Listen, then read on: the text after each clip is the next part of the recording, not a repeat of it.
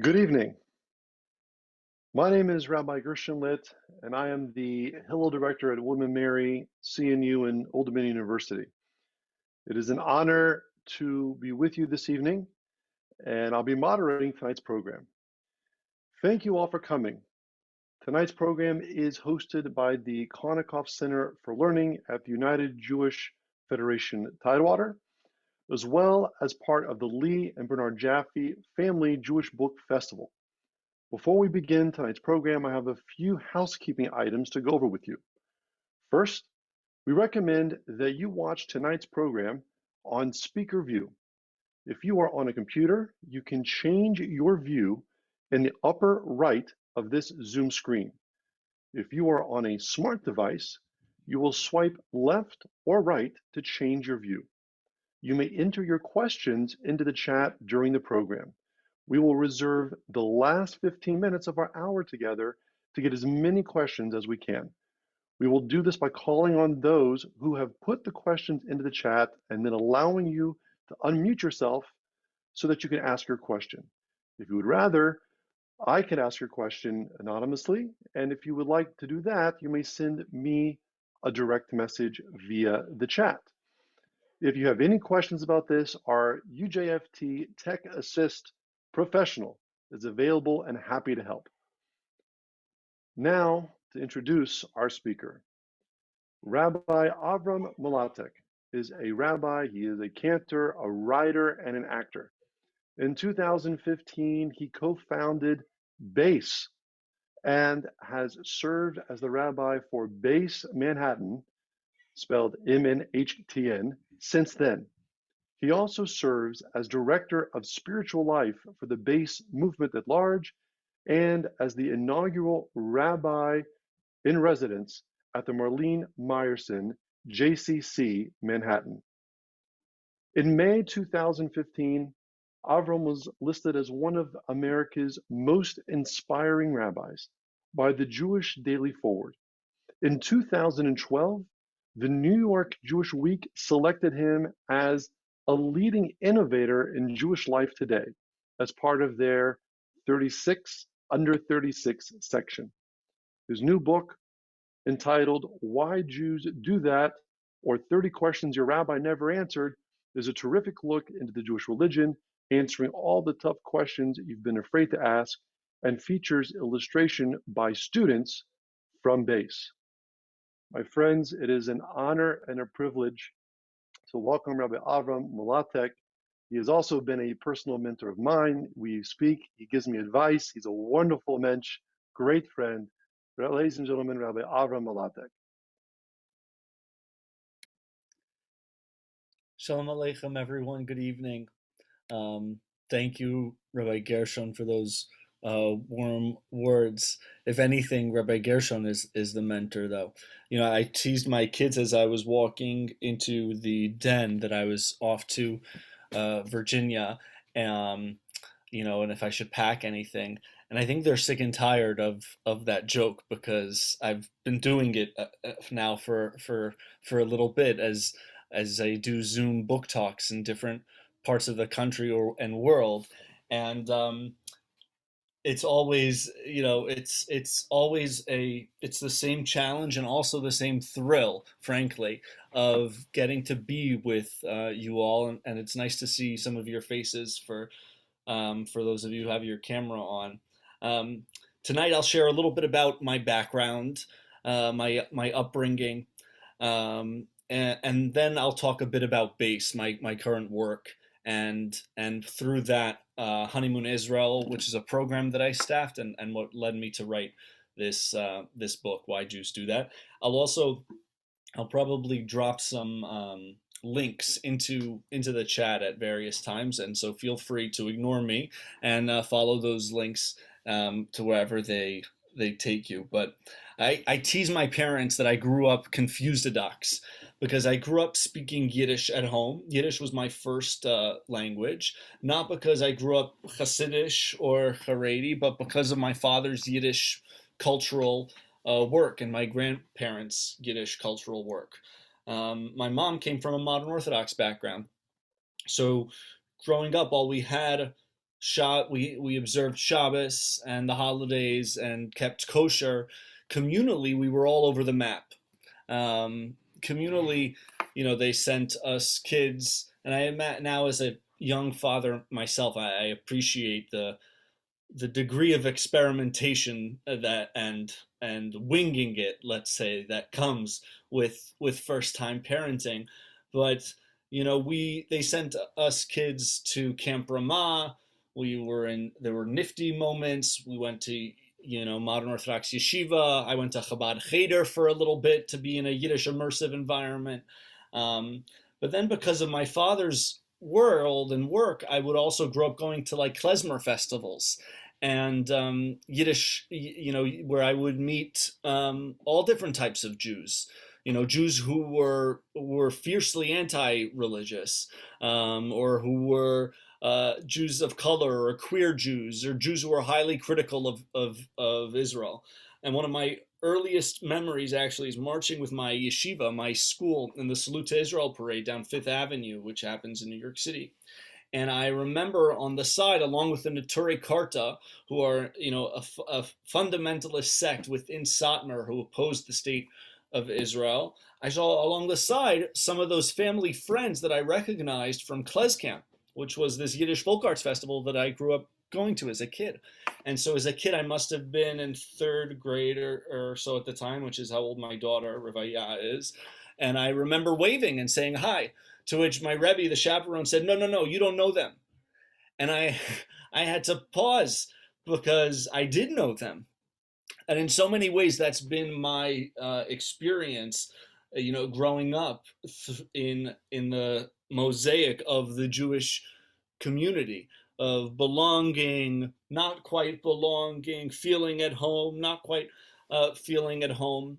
Of course, now I've come to cherish that dissonance, because it informed my understanding of the plurality of Judaism, of Yiddishkeit, and at the same time, the sense of the oneness of the Jewish family. For me, I think about my great grandfather. I'm a grandchild of Holocaust survivors, and so I often think of my my ancestors. Um, the rabbis of the Midrash and rabbinic legends say along the line of Esayanai el Ha'arim, I raise my eyes to the mountains. Heharim isn't just mountains, but it's Hahorim, right? Riffing off of the Hebrew term that has the same shoresh, the root word. I raise my eyes to my ancestors. And so I think of them often. And my great grandfather, whose name was Zalman Mlotek, was a Melamed. He taught Judaic studies in a shtetl outside of Warsaw. And if I were to show you a picture of him, it looks like a typical Frum Yid. He's got a long black beard. His wife oversaw the family sewing business. Their kids, though, were frum und frei, we would say in Yiddish, religious and secular, communist, Zionist, Bundist, socialist. And I often try to imagine what the discourse at their Shabbos table must have sounded like, what the conversations and what the nigunim, the melodies and zmiros and just songs that they sang around that table. For me, it's become a driving force of my own work and certainly my vision of Yiddishkeit and what a Yiddishkeit can be for younger generations. But that's the type of home that I grew up in, and it was only really when I went to Brandeis. I started at Sarah Lawrence, studying theater and creative writing, but then took some time off I went to Yeshiva University to study chazanus, cantorial music, and then went to Bergen Community College to study Islamic scriptures.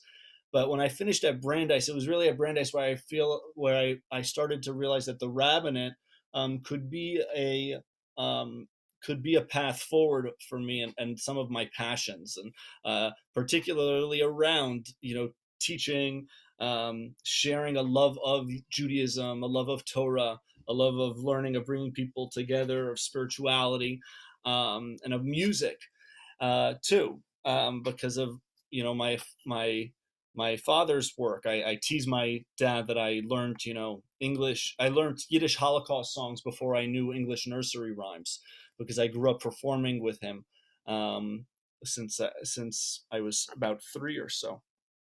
But it was at Brandeis that, which in many ways felt like a little mecca of what American Jewish communities, that I started to explore the rabbinate. And it was while there that I met my partner, my wife Yael. Although we actually met, she was at Rutgers at the time, and we met.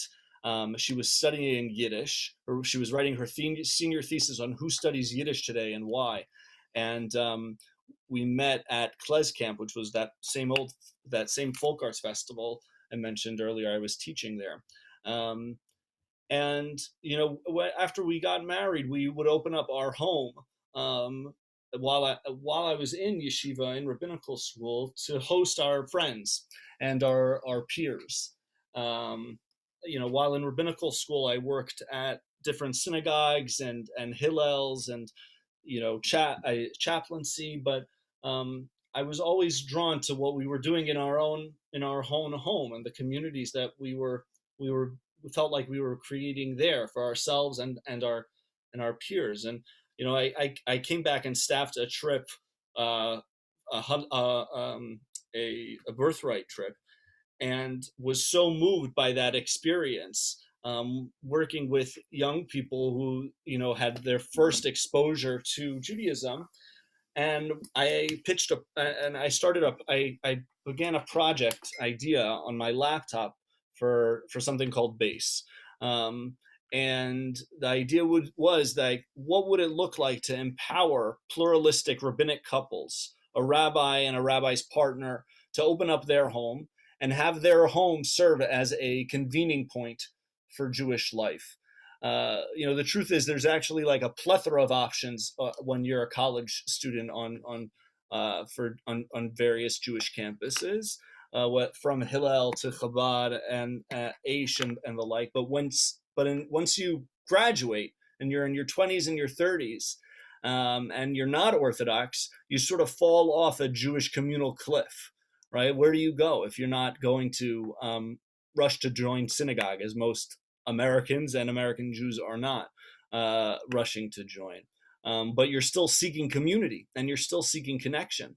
And so we pitched the idea of Base to Hillel International's Office of Innovation, and that has been our home for the past 6 years. During that time, we received seed funding from the UJ Federation to begin our project in New York, targeting millennials.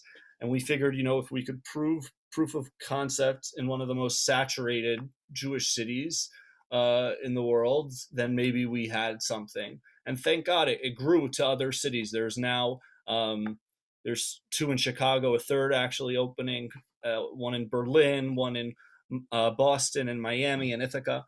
And it looks different depending on, every home and every couple there, but it's a different type of engagement. We like to think that we're meeting. Not only are we inviting our students and our basers, as we call them, into our home, they're coming into our lives, and really we're entering into relationship with them. We always say that Base is about people and not programs, and so.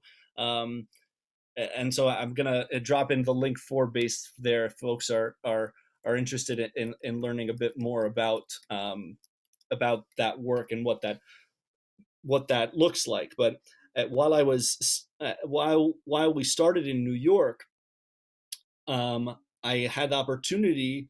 We like to say that we're collaborative in nature, so we would connect a lot with Moshe House and other such organizations, and I was invited to staff the first one of the first honeymoon Israel trips that take place that were taking place in the city.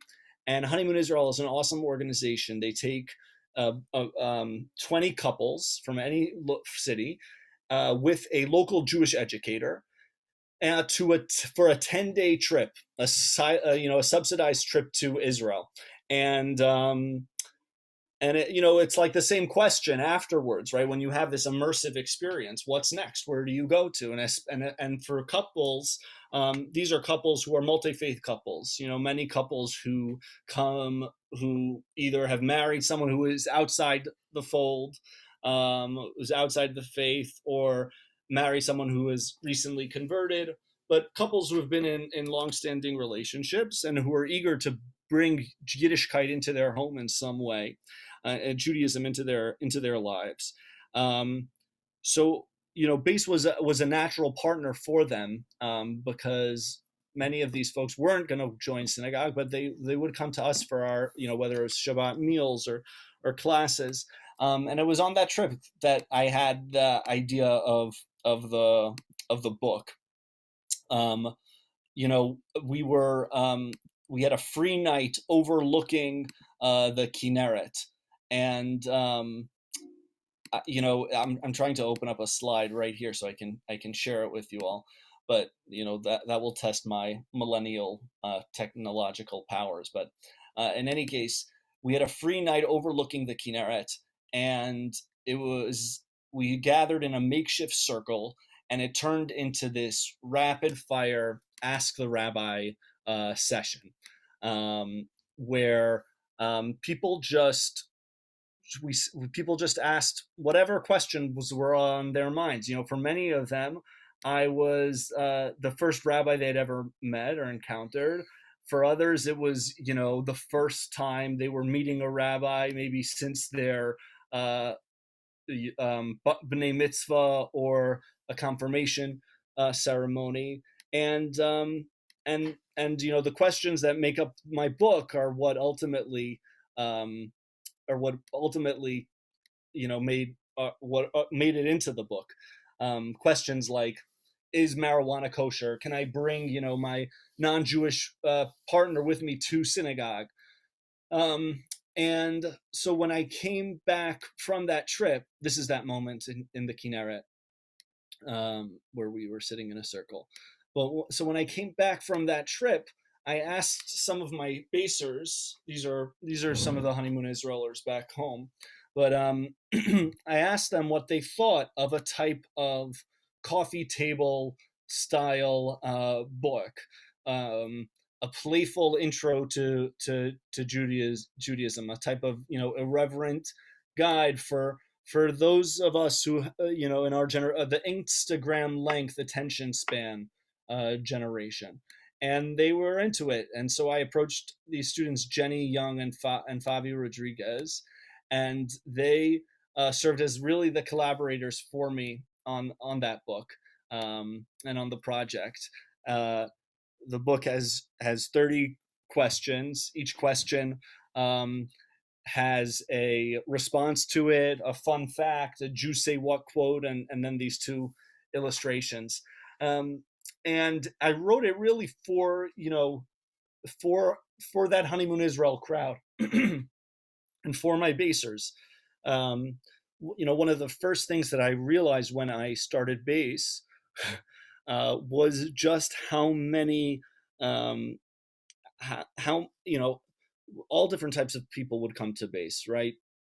Jews, Jews who've come from more religious backgrounds, and Jews who've come from less affiliated backgrounds. But so often people were coming with their partners who didn't happen to be Jewish. And so I started, in my Torah classes, in the classes I would teach, I would realize there was a large segment here that could use a sort of intro to Judaism course.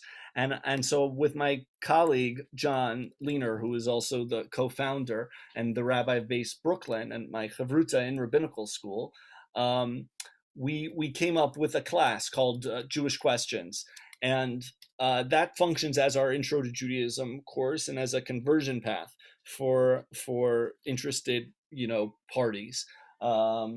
It's it varies from how large the classes are from cycle to cycle, but actually during pandemic, we've had one of our largest cohorts. Um, my feeling is really, as I think about my own upbringing and what colors my work um, now, I really feel passionately about making sure that whoever wants along the lines of the Passover Haggadah that we're gonna to read in the coming days, but of like, let all who are hungry come and eat. That let all who are curious and want to have some type of engagement with this 1,000-year-old heritage of ours come and get a Vorspeise, at least get a taste. You know, of course, the task of consolidating like thousands of years of Jewish history and text and is a like ridiculous endeavor, but it's also, it reminds me of when I was in yeshiva and I would have classmates who would get frustrated whenever someone would say, "You can't say Judaism says. You need to say which rabbi says." Rabbi Yishmael Omer, say this rabbi, that rabbi, and it's true. We obviously need to live authentically and honestly, but we can't let the overwhelming nature of the task sort of stop us, right? Lo alecha hamlacha ligmor. We're not obligated to complete the task, but nor are we free to desist from it either. And so the book comes with the base package as I think about what it is to engage millennials, the growing Jewish American middle of 20s and 30s, folks who are getting married later, if at all, who are building families later, if at all, who are going to join synagogues and traditional institutional life later, if at all. How do we keep them connected while they're still in that transitional time and period? And so, that's a little bit behind the book. I figured I would share one or two selections from the book to give you a Vorspeise, a taste of it. And then I really look forward to opening it up to questions and hopefully a conversation with folks who chose to be here on a Wednesday night. So this is the book, Why Jews Do That, or 30 questions. Thank you very much. I think I have a special guest here, Hillel Yossel Ziskin. Do you want to say hello? Okay. No, Okay. You can say hi. This is Hillel Yossel Ziskin. I'm his tattoo's son. Yes, you are. Okay, thank you for coming in and to check on me. I appreciate it. This is the book. I'm reading this in bed. Why Jews Do That, or 30 questions your rabbi never answered. And there's 5 different sections, purpose, props, grub, God.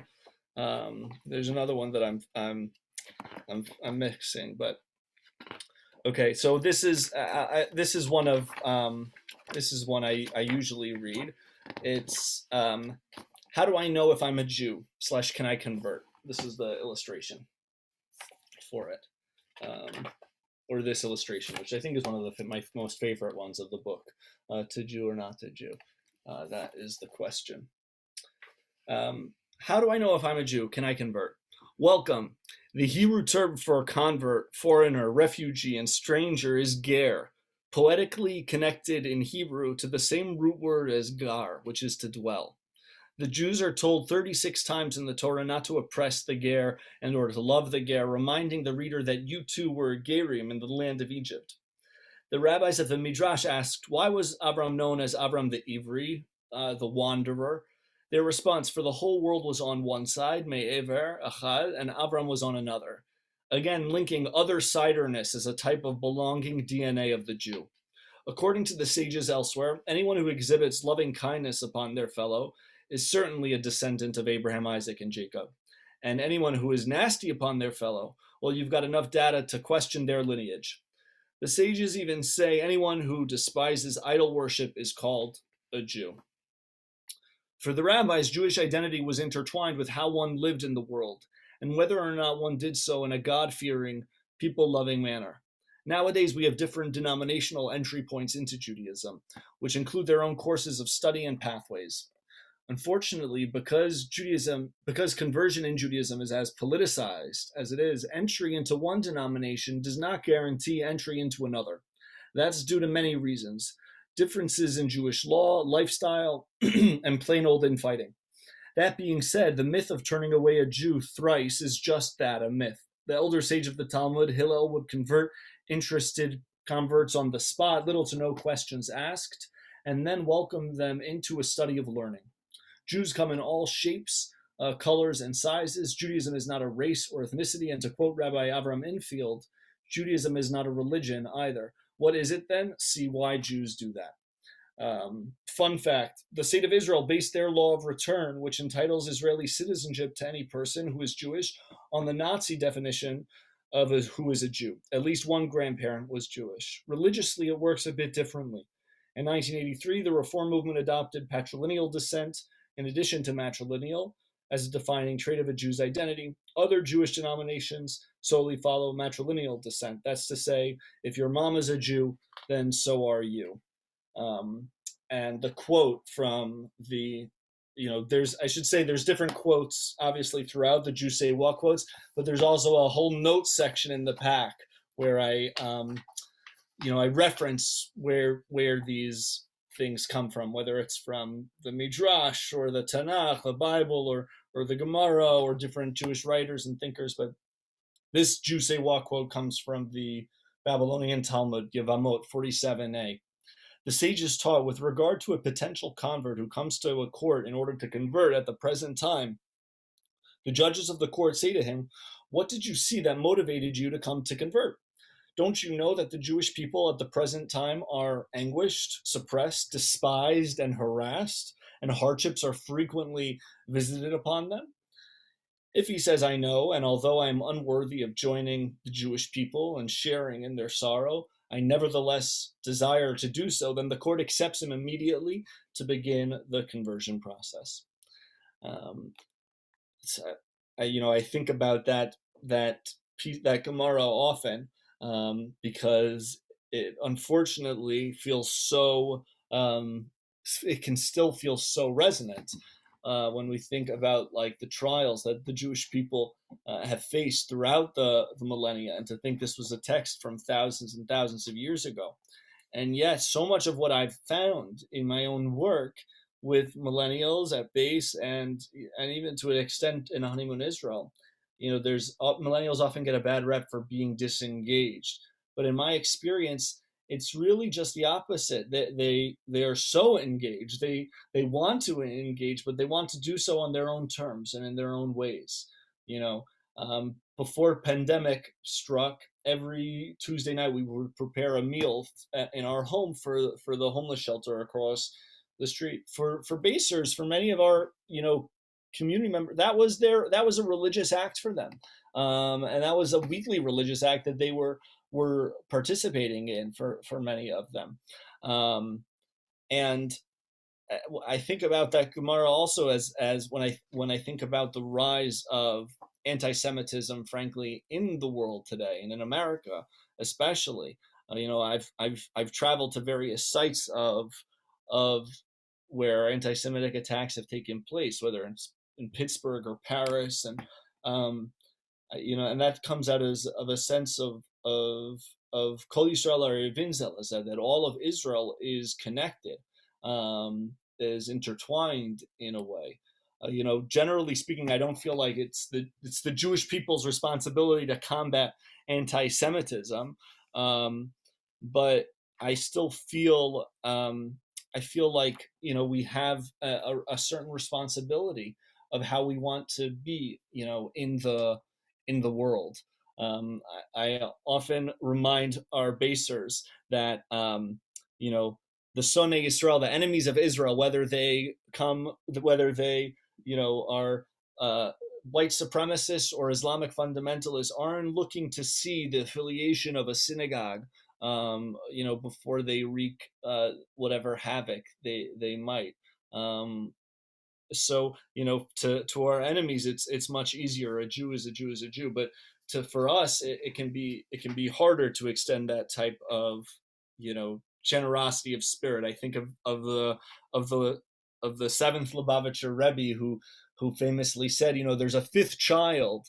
We talk about the four children of Passover night, all right, the four sons, the Arba Banim, but there's a fifth one, he says, and that's the child who doesn't show up, the child who is like so disengaged because for whatever reason they don't feel like they belong. And in my work in base and hopefully with even with this playful book, it's a way of hopefully inviting our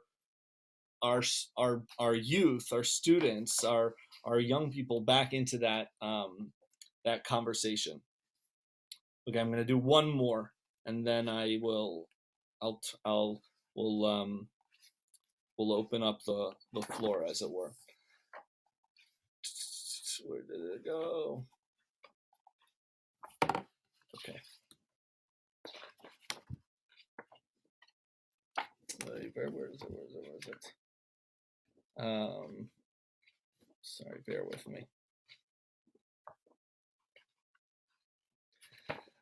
Okay. Why do I get asked to put on black boxes by some Jews in the middle of Times Square?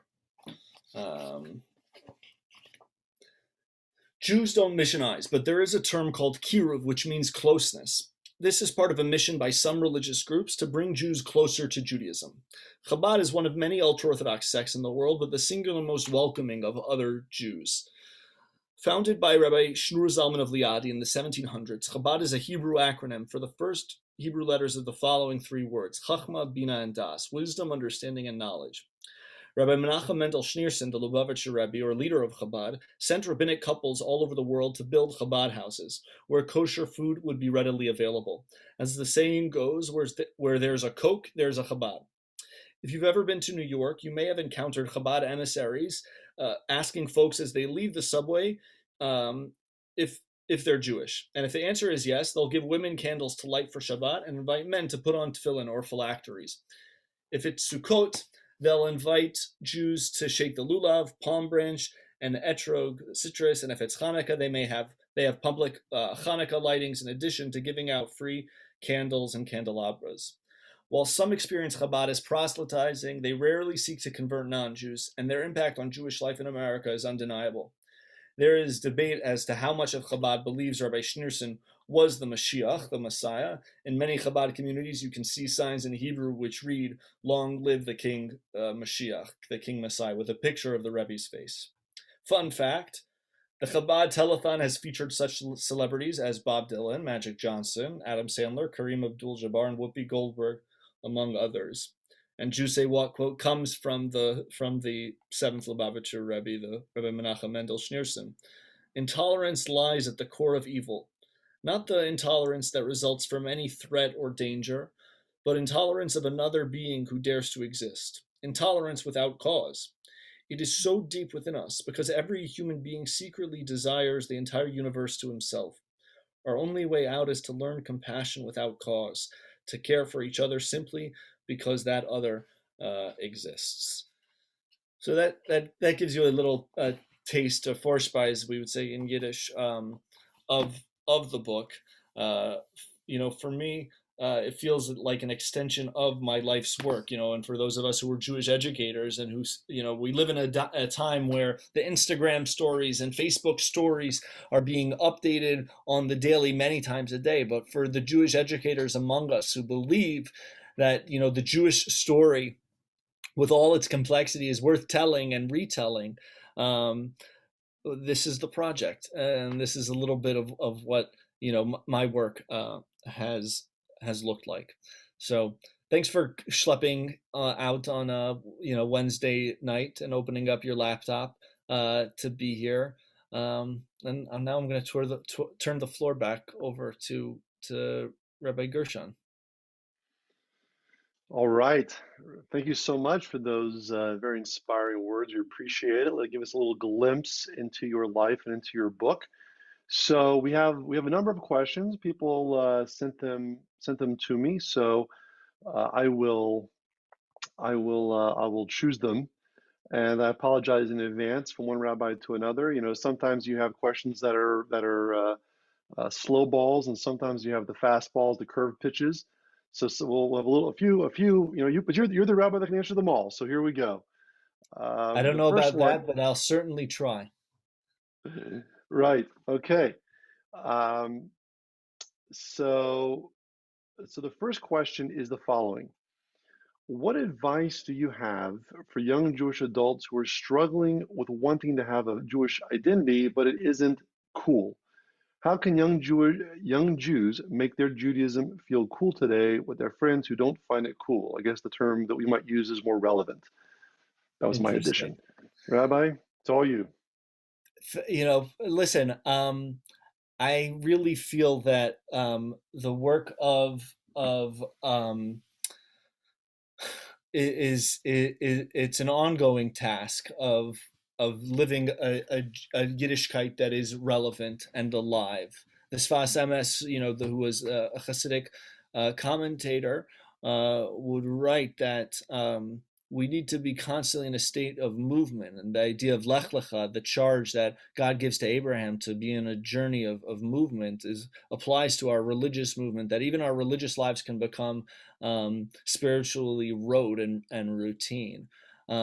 So I appreciate the challenge of keeping things relevant or fresh. But, I think the most important piece is, what the tradition says, which is Aselech Rav, to make for yourself a teacher, a rabbi. And hopefully, with that relationship can come the exploration and learning of what Judaism is. I'm not really interested in Judaism being cool. In my opinion, Judaism is the coolest thing that there is. I mean, you want to talk about like joining the most, like we're a tradition that gave the world the idea of a screen break. Where now everyone and their best friends are going to try to detox because our screens have taken over our lives. I believe that Judaism is an inheritor of like a revolution of kindness, that Abraham and Sarah, our patriarchs, our biblical matriarchs and patriarchs, started thousands of years ago. That with like one person you can change the world. So I would encourage the need or the desire to be cool. I would bring that to therapy, but the need or the desire to make Judaism relevant, I think, is one that requires your own commitment to the project, and hopefully with study with a rabbi or with a teacher, and that will come. I'll just say that there is an idea that the rabbis share, which is Rachmana Libabai, the merciful one, the compassionate one, referring to God, requires, demands, needs, craves, wants the heart. That is to say that like God wants you to feel whatever it is that you're feeling. And so, I think sometimes, when we do feel a distance, that distance isn't the worst thing. Sometimes there's, in Hasidic thought, there's a concept of distance for the sake of closeness. Sometimes people need to go away in order to be able to come back. Um, that would be my response. By the way, I don't say, Rabbi, that I have any of the answers, but I welcome all of the questions, and I will attempt to respond to them. I offer responses, no answers, though. You have to go to Rabbi Gershon for answers, I think. Fantastic. Okay. Um, so let's move into a little faster pitch over here. Um, Here's one, and some of these are topical, and some of them are more generic. We'll go to a Sure. little bit more of a specific one. That's a question that maybe you would find from a student who might ask you. When I grew up, we just accepted the fact that Israel was part of our Jewish experience. Today, younger Jewish adults don't look at Israel as the same integral part of Jewish life as my generation did. It is more politically analyzed. While the Jewish state is not perfect, there are even some Jews who do not believe that it should be a Jewish state. How do you think this will impact the Jewish community's perspective and connection to Israel in the future? It's a great question. I do not know, is my simple answer. Ezehu chacham haroet hanolad. The rabbis say, who is wise? One who can see and foretell into the future. That's not me, I guess. I do think that, that part of why so many don't connect to Israel in the same way. Besides, obviously, we've moved away from the generations that of the of the Holocaust, and even of certainly the establishment of the state of Israel, but the 6 Day War. As we move like farther and farther away from that, I think I would agree that Israel can feel like an odd source, an odd piece of many young people's identities. But I actually think that's because of a lack of Jewish education, not so much of Israel's status, as a pariah state in the United Nations or whatever else. In terms of, I actually think like to visit Israel and to be in Israel is not just to be in to visit a state that is 70 years old, but it's to enter into a history that is thousands and thousands of years old. And so the more I think we can invest in Jewish education, in all of its complexities, and that would obviously include Israel education and what that means and what that looks like. But I'm a grandkid of Zionists and of Bundists. Bundists believed that Jews should have the right to live wherever they lived. Doekite was the idea, here-ness. My younger sister, made Aliyah, has moved to Israel. So I can't answer those questions. All I can say is that my destiny, my being, is bound up with the Jewish people wherever they are. The Zohar teaches that Israel and God and the Torah are all one. But I feel that very, very much, that it's, in the same way that I could never give up on another Jew, or it would be pretty hard to give up on another Jew. I don't feel like I can give up on Israel. I can't give up on God. I can't give up on any of those pieces. Also, I want to invite anyone, if you have your question, and if you're feeling spiritually courageous enough to unmute yourself, because it would be wonderful to hear your voices. But I appreciate the question.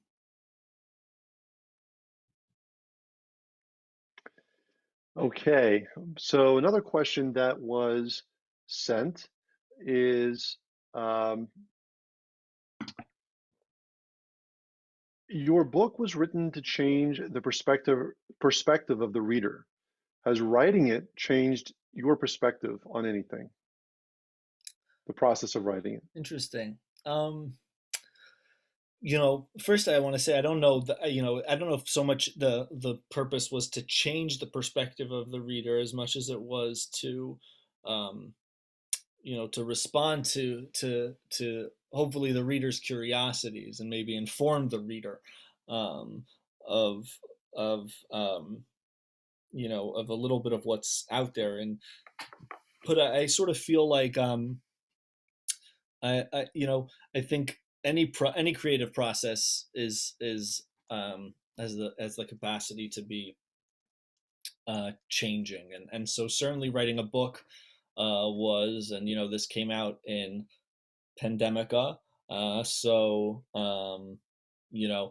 I didn't really get to celebrate with people, obviously, in any type of way, but this the idea of sort of adding a tiny, even just a tiny playful selection into the grand like corpus of Jewish thought and literature is a deeply humbling task and experience. But more than anything, the greatest part of this project was getting to do so with my students, who were who are Jews of color, who are converts themselves, and to discuss openly around what questions they might have that they felt like they could ask, that they would feel like that their friends or people that they might have wanted to be able to give to their to show to their friends when they were beginning this process. And for me, that makes it entirely worth it. I recently heard from a friend of mine from camp.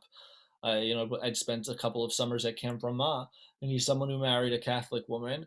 And he told me how, they don't really have much of a Jewish practice, but they picked up a copy of my book and it's on their, coffee table. And it has sparked more conversations about Judaism in their lives than, they've ever had before. And so for me, that's worth it. And those stories, they continue to change me. They give me chizuk, they give me strength, and they remind me just how thirsty I think people are to be included in Jewish life. Thank you for that answer. There's actually a very practical question that just came out from Amy Zelinka. She just posted it to the chat over here. Or she sent it to me personally, so I'll read it out. Does Rabbi Mlotek host a podcast? And any plans for a base in Northern Virginia? So where so many of our young adults live. I'd love to bring a base to North Virginia.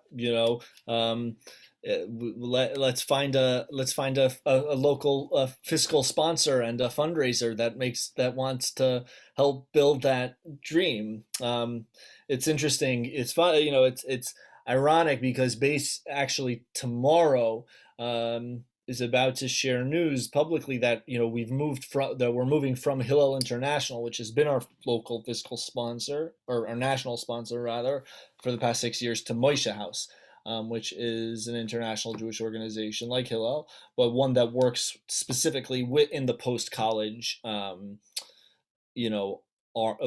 world, geographic. And so, the hope is in a post-pandemic world that we'll be able to bring bases to cities where there are Moshe houses and major in Jewish life. But so there should certainly be a base in Northern Virginia as well. Please God. And yeah, I actually do. I host a podcast. It's called Rabbi is Pot Kosher, with a colleague of mine, John Leaner, who's he's that chavruta from Chovevei, from my yeshiva, and also the co-founder of Base and the rabbi in Base in Brooklyn. And I'll drop a link for that as well, with all the other links I'm dropping. But so I do host a podcast. The other thing I'll just say is, now when so much is online anyways, and that's how we're convening. That I part of my work at the JCC has been convening different types of concerts and programs, and so I'm putting together a third Seder, which is a Yiddish cultural tradition.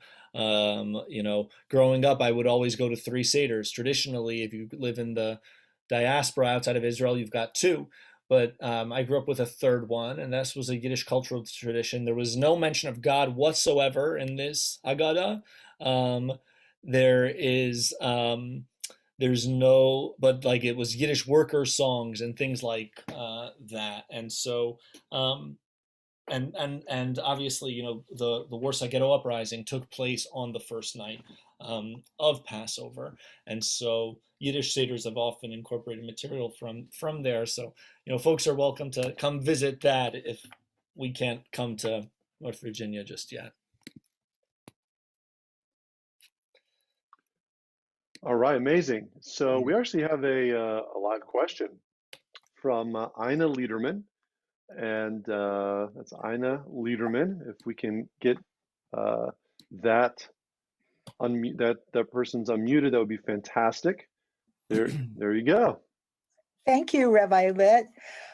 Since you've mentioned it twice, is pot kosher, or do I have to buy a copy of the book to find out? Of course you have to buy a copy of the book. I'm going to buy a copy of the book, I promise, but till I can get it, I'm dying to know. Of course, you have to buy a copy of the book. Listen, marijuana itself is a plant.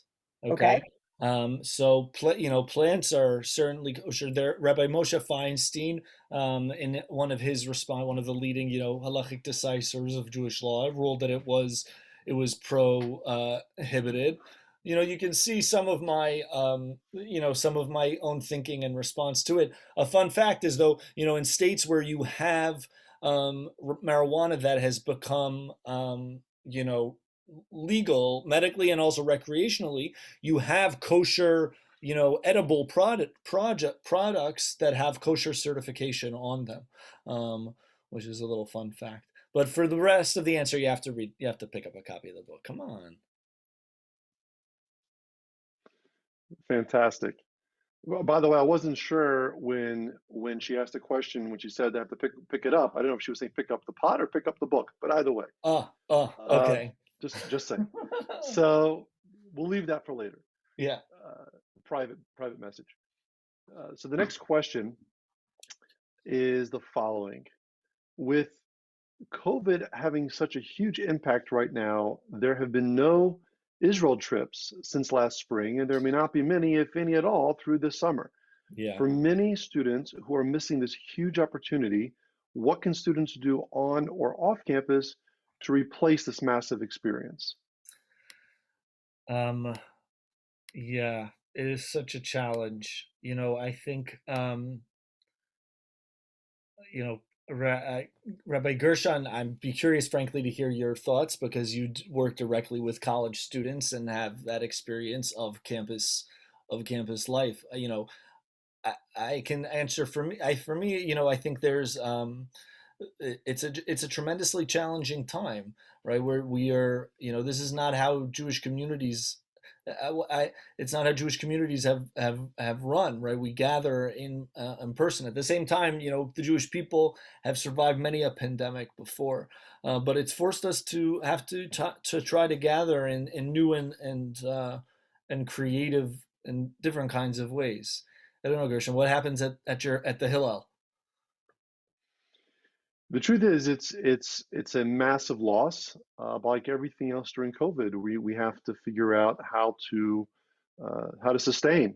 Yeah. And what I'm doing, and what I think campuses are doing all over the country, is trying to put in programming that is not going to replace Birthright, but Right. it certainly can get students excited about when COVID is over, God willing, soon, to be able to have the excitement to want to go immediately. And so I've already started lists, getting students on lists, Yeah. and getting them excited about the idea.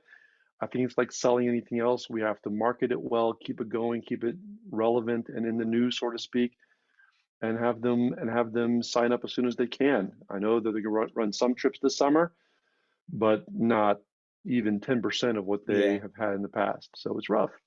It's rough. Yeah. I think we have time for maybe one last question and to kind of bring it all full circle, to make, I think from your beautiful presentation to all the questions that have been asked tonight, this question kind of brings it all back together and brings it home.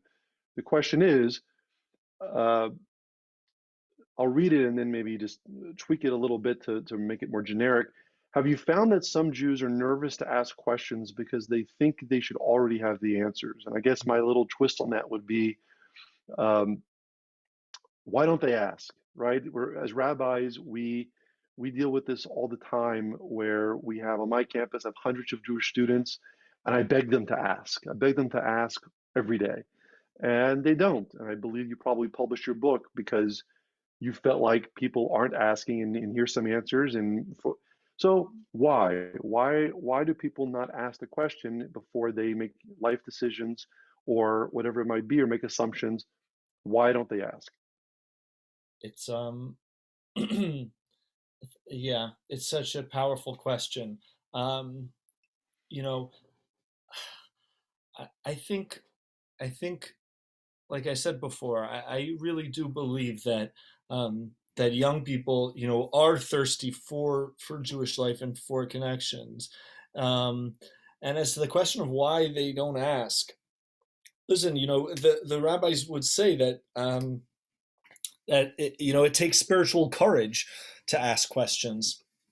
right? Because it admits, when you ask a question, it admits that you don't know something, or it admits that there's more for you to potentially learn. There's more for you to discover. You might even, in fact, change. Um, and that all comes from the vulnerability of asking a question.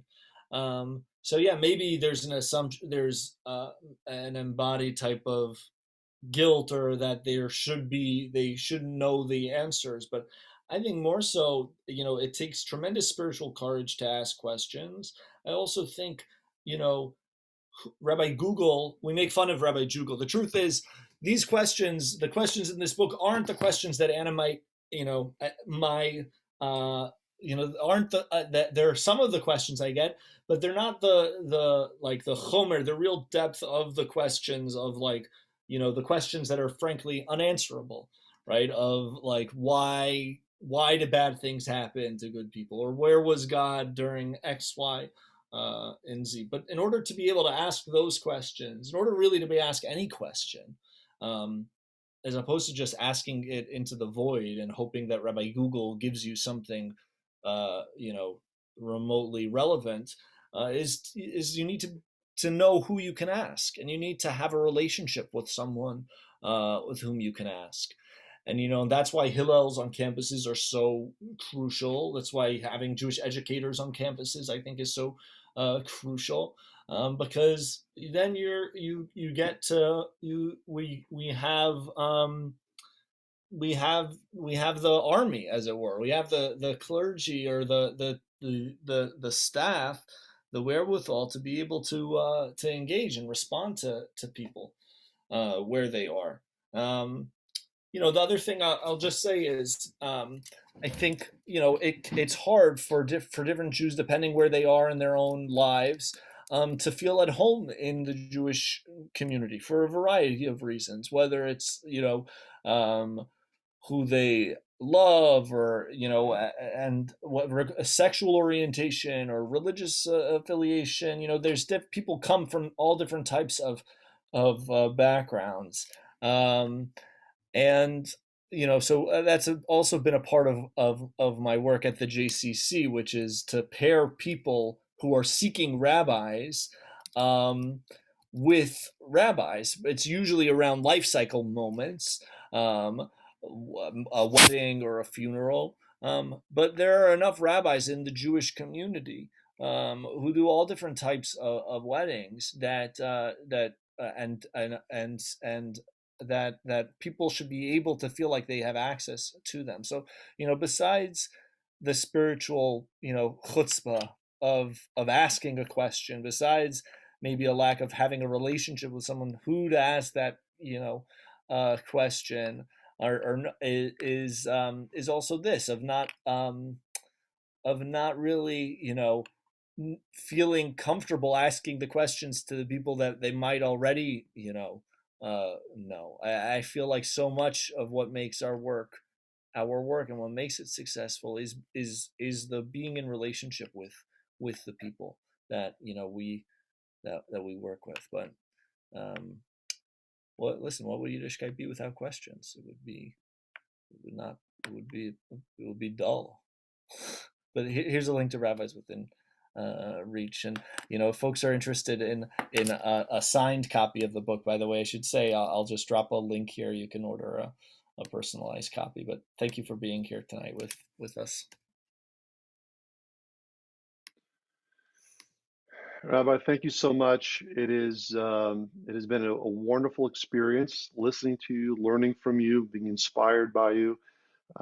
These are very uniting words that you offer at a time when that's what we all need, is unification and coming together. And if we can come together around Torah and Judaism, and really be able to together as a people and then as individuals be the light that we're supposed to be, then we're doing good. We're doing what we're supposed to be doing, even during difficult times. So thank you so much for being with us this evening.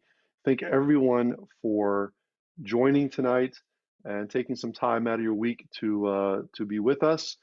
And we look forward to seeing you at all of our future events.